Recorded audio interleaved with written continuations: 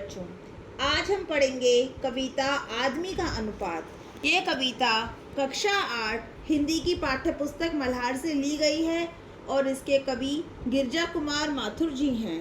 तो चलिए शुरू करते हैं। दो व्यक्ति कमरे से छोटे, दो व्यक्ति कमरे के अंदर बैठे हुए हैं जिसका आकार उस कमरे में है और आकार में वो व्यक्ति उस कमरे से छोटे हैं। कमरा है घर में, घर है मोहल्ले में, मोहल्ला नगर में। कमरा एक बड़े घर का छोटा सा हिस्सा है, वहीं यह पूरा घर एक बड़े से मोहल्ले के अंदर, यानी कि जो आजकल कहते हैं कॉलोनी के अंदर स्थित है।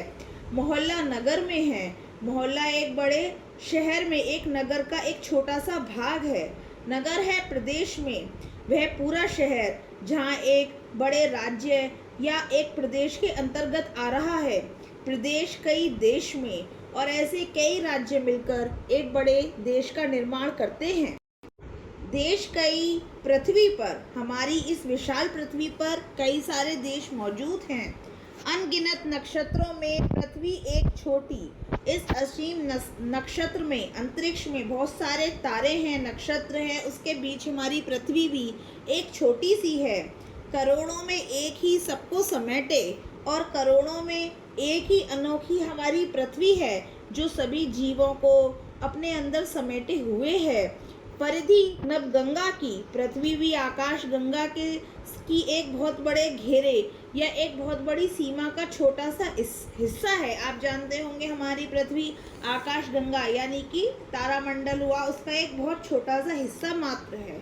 लाखों ब्रह्मांडों में अपना एक ब्रह्मांड, इस अनंत अंतरिक्ष में लाखों करोड़ों ब्रह्मांड हैं जिसमें से हमारा अपना एक अलग ब्रह्मांड है। हर ब्रह्मांड में कितनी ही पृथ्वियाँ और ऐसे प्रत्येक ब्रह्मांड में न जाने कितनी ही और पृथ्वियाँ मौजूद होंगी, कितनी ही भूमियाँ, कितनी ही सृष्टियाँ। इस अनंत ब्रह्मांड में न जाने कितने ग्रह हैं, कितनी ज़मीनें हैं और न जाने कितनी ही अलग अलग सृष्टि यानी बहुत सारी दुनिया हमारे इस पूरे ब्रह्मांड में मौजूद हैं।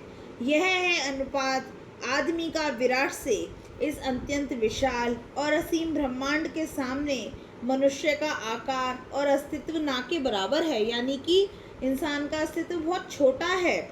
इस पर भी आदमी इतना छोटा और तुच्छ अस्तित्व होने के बावजूद, यानी कि इंसान इतना छोटा है फिर भी आज के टाइम में आप देखोगे इंसान को अपने अंदर बहुत घमंड है।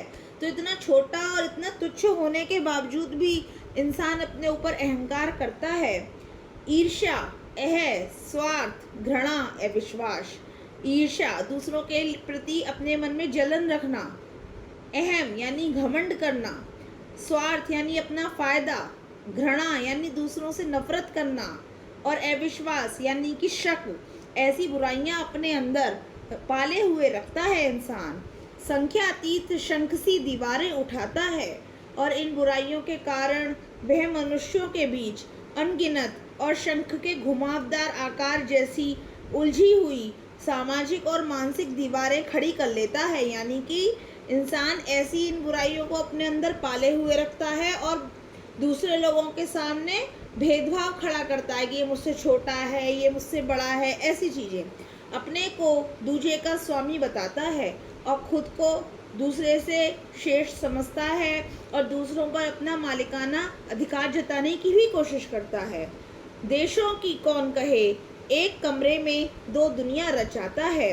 बड़े बड़े देशों और सीमाओं की तो बात ही अलग है। इंसान अपने आपसी मतभेदों और अपने घमंड के कारण ही छोटे छोटे कमरे में रहने वाले दो लोगों के बीच भी अलग अलग दुनिया, दूरियां और अलगाव बना लेता है, यानी कि इंसान को अपने ऊपर घमंड बहुत है। लेकिन अगर आप इस कविता की दृष्टि से देखेंगे तो पाएंगे इंसान एक बहुत ही छोटा और तुच्छ सा प्राणी है। आदमी का कोई अनुपात ही नहीं है, उसका अनुपात 0 के बराबर है। धन्यवाद। समाप्त होता है।